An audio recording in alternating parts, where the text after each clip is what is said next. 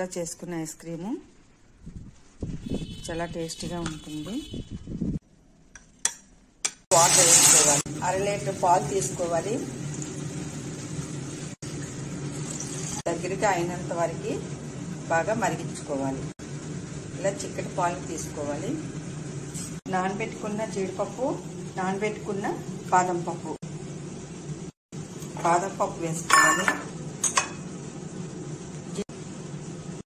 Paste లాగా చేసుకోవాలి. పసుపు కలర్ కోసం కొంచెం పసుపు వేసుకోవాలి. కొద్దిగా మిల్క్ వేసుకోవాలి. వేసి మిక్సీ పెట్టుకోవాలి.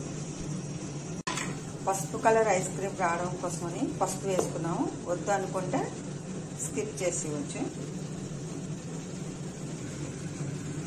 ఇప్పుడు పాలు బాగా మరిగాయి కదా,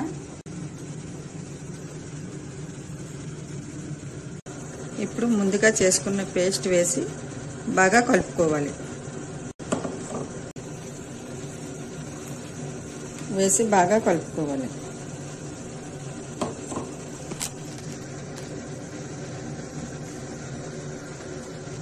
ఇప్పుడు తగినంత పంచదార వేసుకోవాలి. వేసి బాగా కలుపుకోవాలి. 1 స్పూను మీగడ వేసుకుంటున్నాను. పాల మీగడ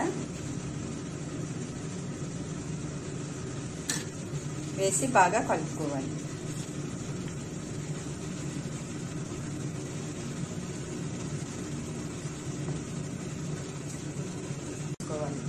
హై ఫ్లేమ్లో పెట్టుకొని ఒకసారి బాగా కలిపి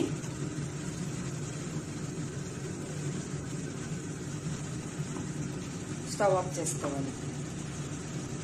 బౌల్ తీసుకున్నాను. అందులో కొద్దిగా డ్రై ఫ్రూట్స్ వేసుకొని చల్లారి పెట్టుకున్న ఐస్ క్రీమ్ పేస్ట్ని వేసుకోవాలి.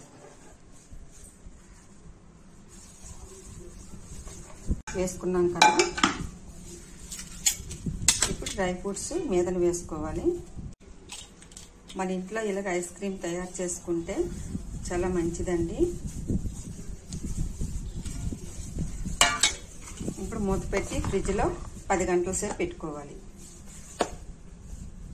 10 గంటలైంది. ఐస్ క్రీమ్ మూత తీసి చూద్దాం. ఇంట్లో చేసుకున్న ఐస్ క్రీము చాలా టేస్టీగా ఉంటుంది. ఐస్ క్రీమ్ రెడీ అండి. మీరు కూడా ఒకసారి ఇలా ట్రై చేయండి.